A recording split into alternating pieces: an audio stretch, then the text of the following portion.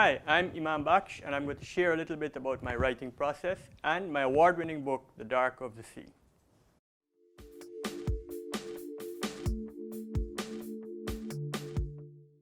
So that's a question with a lot of answers.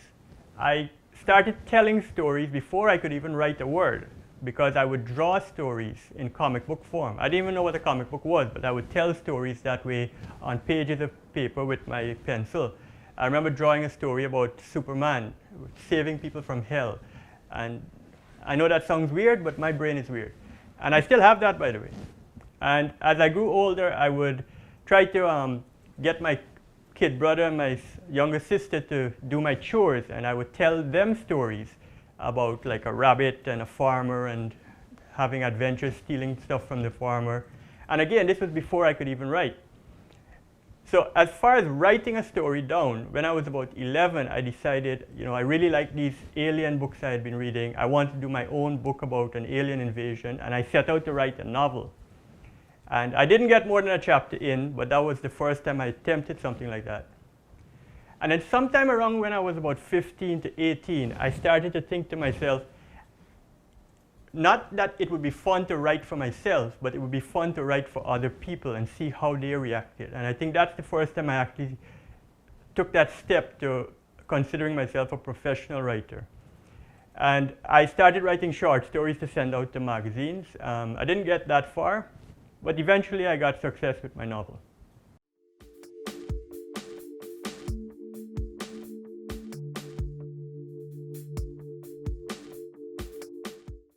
When I first came up with the idea for this story, it was really on the ground going to be about an ordinary person, an ordinary kid, facing extraordinary events after living for a long time in misfortune.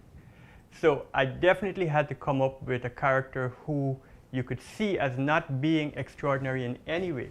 He's not well spoken, he's not muscled, he's not skilled at sports, any of these things. And the idea is to see how he can make it against these challenges.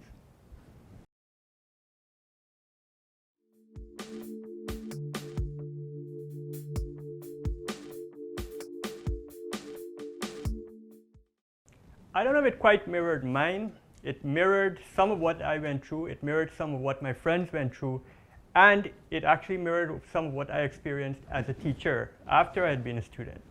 So here in Guyana, we have this thing, for instance, called the grade 6 exam, which decides which kind of school you get into when you go to high school after primary. And it's a big deal in the book. Most of the characters go to the bad high school because they failed this exam. So when I did this exam in real life, there was so much pressure that entire year. And I remember every Friday our teacher would give us a maths test. And the penalty, if you got questions wrong, too many, was he would hit you in your hand. You had to stand up, the entire class. You're sticking your hand out, and he'll tell you, well, how much did you get right or wrong? And if he thought you made too many mistakes, he would hit you depending on how many more wrong you got than he thought you should. And he didn't just like tap you. He had a stick this long, and he would hit you full strength. And so every Friday I went to school knowing I was going to get hit. I thought that was normal. My parents acted like it was normal. All the other kids, the teachers, everybody acted like this was normal. And looking back at it now, I'm very angry thinking of how horrible that is to put a child through. Thankfully, things are not as extreme as that anymore, but it's not much better. And a lot of what I see in the schools, or I've heard stories of children who are in the school system now tell me, involves a lot of what I would consider emotional or verbal, you could almost call it abuse. There's a favorite song I have by Pink Floyd, and it's called We Don't Need No Education. And one of the things the students complain about in that song is dark sarcasm in the classroom. And what that means is teachers making fun of students as a way of trying to lighten the mood or make things, I don't know, funnier, but hurting students' feelings. So for instance, you might have a girl who likes to sing for the joy of it, and the teacher hears her singing and say, oh, this one won't be Rihanna. And that student might hear that, and suddenly that shuts down their joy in singing. So what amazed me when I became a teacher is, having grown up in this system, I thought I know how to be a good teacher who doesn't hurt my students that way. So what was surprising to me when I became a teacher myself is that I thought, oh, I know how to teach and be good to students with my words and my consideration of their feelings. And then once I was making fun of a student of mine, her boyfriend, I compared him to a puppy because of the way he would follow her around the school as a joke. And she got really upset and started crying about that. So I had to really step back and reconsider what it is that goes into a student and teacher relationship, where a teacher has to be considerate about their words and the student's feelings.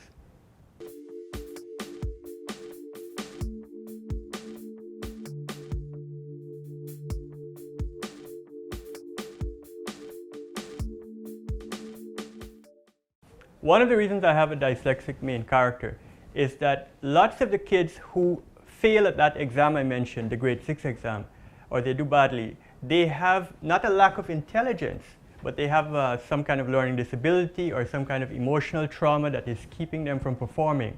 Some of them are just poor, they can't get to school in time.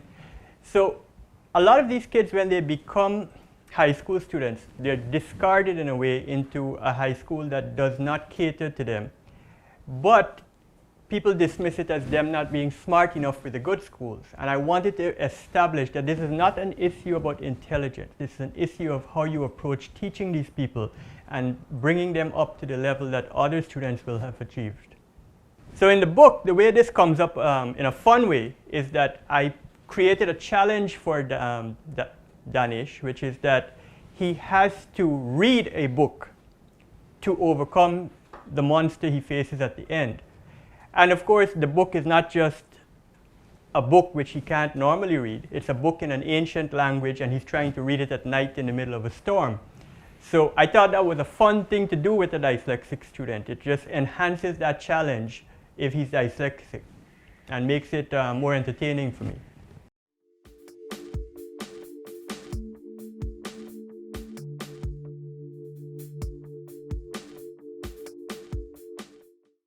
In 2015, my country, Guyana, we had the misfortune of being the #1 country in terms of people committing suicide, according to a World Health Organization report. It later turned out that there may have been some issues with the way they collected the data, and we weren't actually #1, but in any case, we have never been less than #20. We are always a country that has a high suicide rate.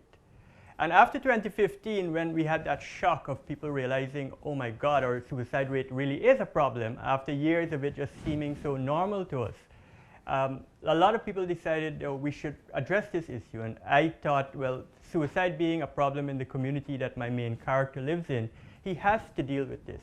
Even if I'm not trying to make a message about suicide in the book, as a person living in this community, this is something he will face every day in his life, and he has to learn how to deal with it.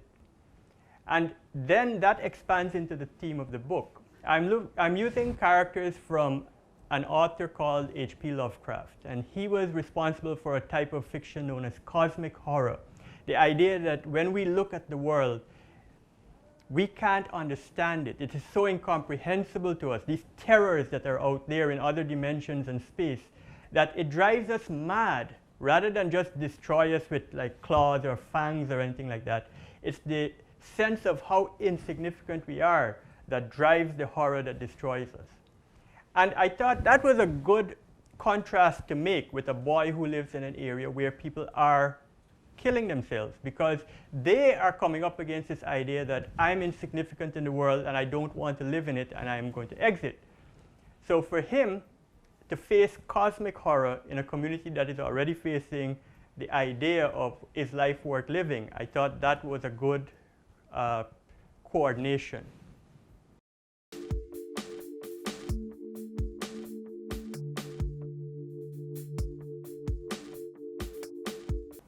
I do. I definitely prefer science fiction and fantasy for different reasons. Science fiction I prefer because I am a scientific and technologically minded person. It's always interesting to me how humanity advances. And every time we advance in technology, there are implications for how our lives are going to change, new challenges for us. When we invented the wheel, we could carry water for long distances. That was science fiction to the people who lived back then.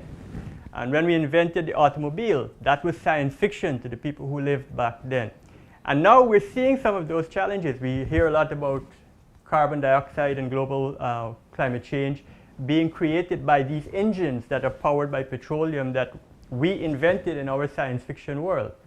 So there's always some challenge to have characters come up against in a science fiction novel. And when you look to the future and you start to imagine, well, what technology will we have and how will that challenge us, how will that make life hard? Not easy, but how will it make life hard? And then just let your imagination run on imagining these things. That is so much fun for me. Fantasy, on the other hand, has no science in it. It's just magic, wild magic. Things are happening sometimes for no reason, no system. And the world gets broken. That reality that we can depend on, okay, the sun will rise in the morning, doesn't always work. In the dark of the sea, on the last day of the novel, the sun does not rise. And so we're fighting darkness in darkness. The powers of darkness have come for us. There's a giant invasion of Guyana, and there is no light. And that's what fantasy can do to you. It can twist the world to make it more horrifying, or it can twist the world to make it more wonderful. For example, when he visits the ocean for the first time, he sees these wonderful buildings, this society that exists underwater in peace and harmony, and he's like seeing something he's never seen in his ordinary muddy life. That creates a sense of wonder in him and in me as a writer.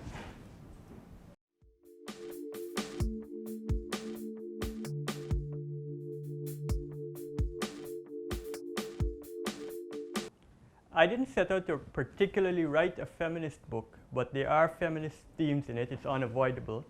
One way you could see it, for instance, is that throughout history, mermaids have been depicted as sexual objects. Most of the stories, they're either mermaids using their beauty to trick sailors to their death, to be eaten or robbed or anything like that.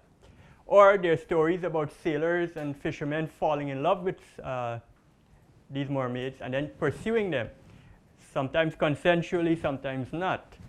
So in all these historical stories, or the tradition of the mermaid story, the mermaid is an object.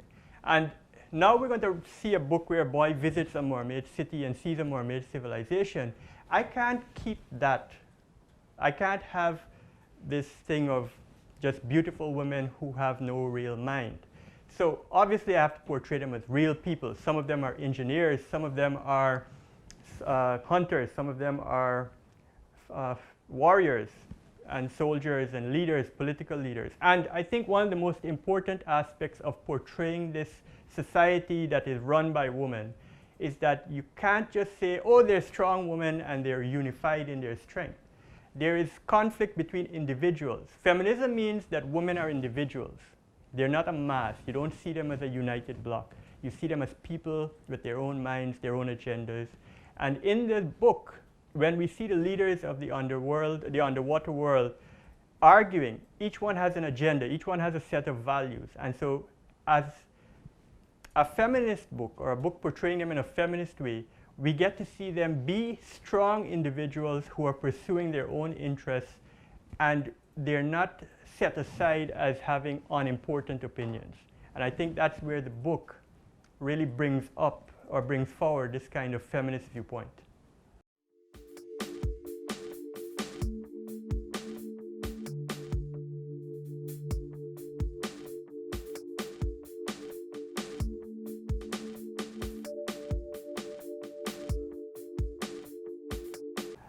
Jeez. Spoiler warning, people. You can't just throw out a question that shows that the grandfather is a traitor. Who asked this question? Please, keep it secret. But since we already asked the question, let me answer it. Yes, there is redemption for people. Family is full of people who hurt each other and then they're forced to live with each other. And you just have to find a way for that person to earn their redemption or for you to forgive them. That said, it's not easy and it shouldn't just be automatic.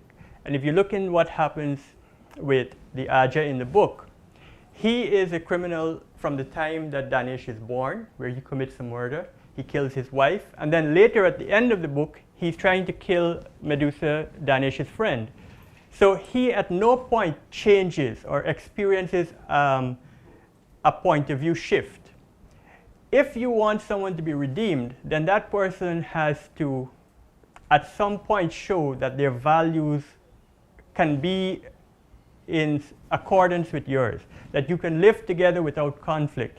Because if they're still going to always be a bad influence or a criminal mindset, they're never going to be able to have redemption, because they'll never be able to fit into your family unit or your society.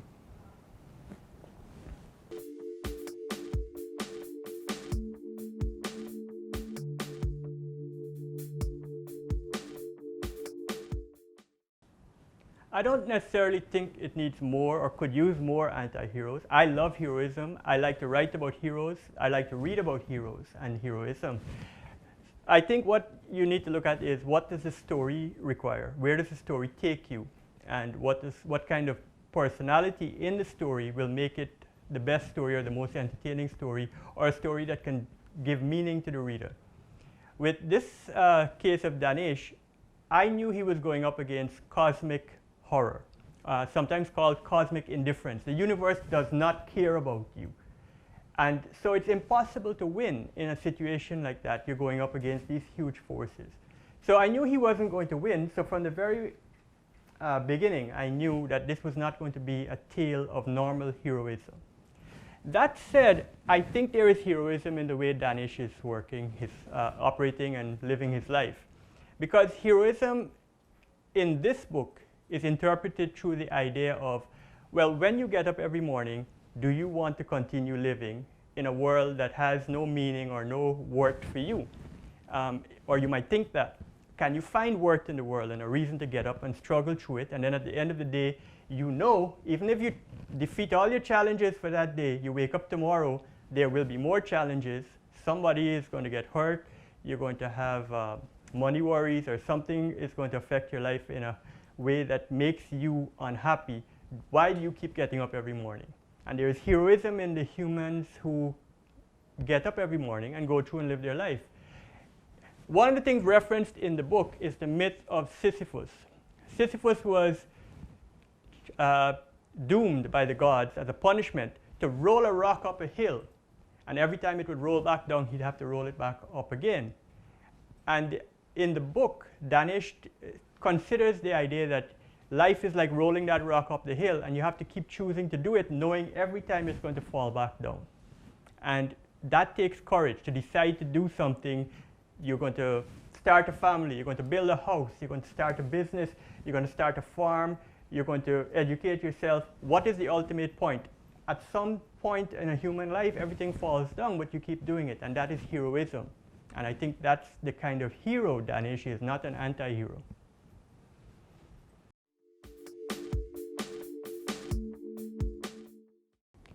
So at one point in the book, Danish has had a horrible day at school, and he's going to relax. He owns a little broken up fishing boat, and he takes it out into the water just to have some time to himself. And here is what happens.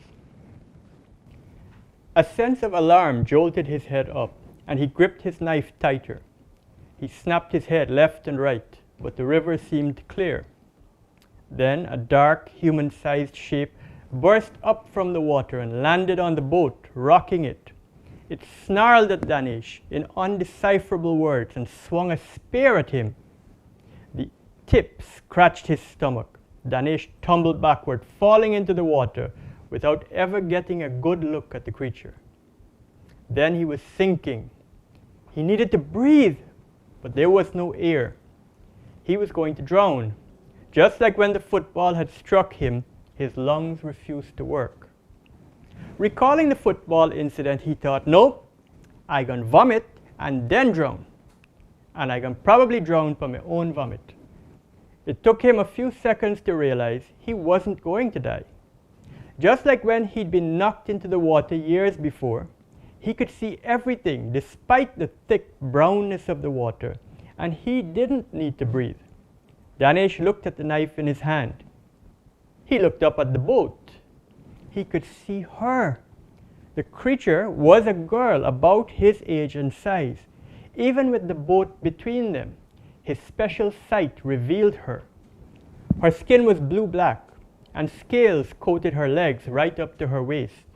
Her long hair was in a thick braid, and it was silver, not white or gray, but literally the color of fine metal.